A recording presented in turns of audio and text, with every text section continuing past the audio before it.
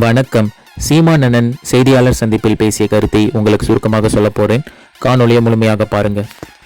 வெறும் ஒரு கட்சியின் தலைவர், திராவிட முன்னேற்ற கழகத்தின் தலைவர், நீங்கள் காங்கிரஸ் கட்சியின் கூட்டணி, நீங்கள் போய் வெற்றிக்கு பாடுபடுங்க, நாங்கள் அதை கேட்கல. ஒரு தமிழ்நாட்டின் முதலமைச்சர், நீங்கள் எப்படி போய் உங்கள் மாநில மக்களின் உரிமையை பறிக்கிற, தடுக்கிற, இழிவாக பேசுகிற, ஒரு சொட்டு தண்ணீர் தமிழர்களுக்கு தர முடியாதுன்னு சொல்கிற ஒரு கட்சியை வெல்ல வைக்கிறதுக்கு எப்படி தமிழர்கள் வாக்கை நீங்கள் சேகரிக்கிறீங்க? இப்போ அதே சீதாராமையா, சிவகுமார், முதலமைச்சர், துணை முதலமைச்சர் இங்கே வந்து தமிழ்நாட்டுக்கு வந்து இங்கே வாழ்கிற கன்னடர்களை திமுக காங்கிரஸுக்கு ஓட்டு போடுங்கன்னு பேச வச்சிருங்க பார்ப்போம். எப்படி நீங்கள் செஞ்சீங்க? இப்போ ஒரு டிஎம்சி கொடுக்க சொல்லுது, காவிரி மேலாண்மை வாரியம், ஒழுங்காற்றுக்குழு தர முடியாதுன்னு முதலமைச்சர் சொல்கிறாரு. உங்கள் பதில்? மேகதாதிய அணையை கட்டியே தீர்வோம். பதில் எவ்வளோ பெரிய துரோகம்! ஏதோ சொல்லிட்டாரு சீமானு. இருக்கிற பாட்டை தானே பாடினேன், எத்தனையோ பாட்டு பாடுற மாதிரி இருக்கிற பாட்டை பாடினேன். அதுக்கு உருவ பொம்மையை எரிக்கிறீங்க. உங்கள் உருவ பொம்மையை கர்நாடகாவில் எரிச்சான், அப்படியே போன மாதிரி தூக்கிட்டு போட்டான், ஒன்றுமே கண்டிக்கல. இதெல்லாம் விட துரோகம் இருக்கா? கேளுங்க, நீங்கள் கேளுங்க. நேற்று வரைக்கும் 13 மீனவரை கைது பண்ணி இருக்கான். அதுக்கு முன்னாடி 26 பேர், எத்தனை ஆயிரம் பேர் சிங்களன் சிறைக்குள் இருக்கான். எவ்வளவு படகுகள் பறிப்பு, எவ்வளவு வலைகள் கிழிப்பு, எவ்வளவு சித்திரவதை. ஒரு பிரச்சனைக்கு தீர்வு காணவில்லை. 30 நாள்ல 133 பேரை கொலை, படுகொலை. கடைசியா 34வது பேரா தம்பி ஆம்ஸ்ட்ராங். அவர் அறியப்பட்ட தலைவர் என்றதுனால படக்குன்னு இந்த செய்தி வெளியே வருது. அதுக்கு முன்னாடி செத்த 133 பேரு. சட்டம் இருக்கு, ஒழுங்கா இருக்கா? நீங்க தானே கேள்வி கேட்குறீங்க, சட்டம் ஒழுங்குன்னு. சட்டம் இருக்கு, ஒழுங்கா இருக்கா? சாராய சாவு எப்படி இருக்கும் நாடு? கொலையாளர்கள், சாராய வியாபாரிகள் கிட்ட ஆட்சி அதிகாரத்தை கொடுத்தால் எப்படி இருக்கும் நாடு? ஒரு நடிகர் கேட்கிறார், ஒரு பைத்தியக்காரன் நகரத்தை தீ வைத்து கொளுத்திட்டான், எரியுது, மக்கள் பதறி ஓடுறாங்க. பைத்தியக்காரன் நகரத்தை கொளுத்திட்டான், ஊரை கொளுத்திட்டாங்கன்னு. அவன் கையில தீப்பெட்டி கொடுத்த பைத்தியக்காரன் யாரு?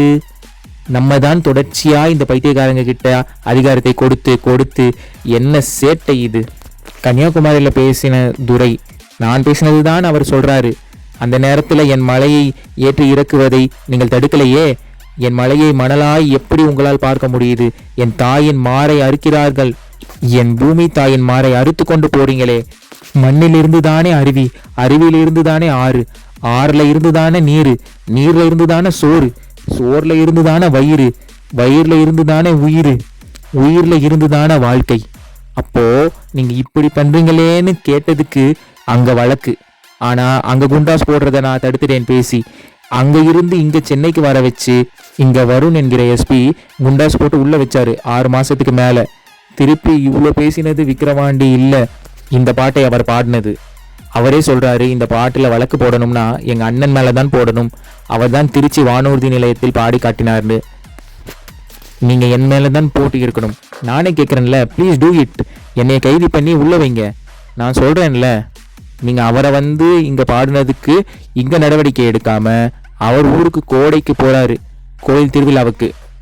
அவர் தென்காசியில் குளிக்க போன போது கைது பண்ணி கூட்டிட்டு வந்து அவர் திருச்சியில் இருக்கிற வருண் எஸ்பி அங்க வர வச்சு நடவடிக்கை எடுக்க வேண்டிய அவசியம் என்ன?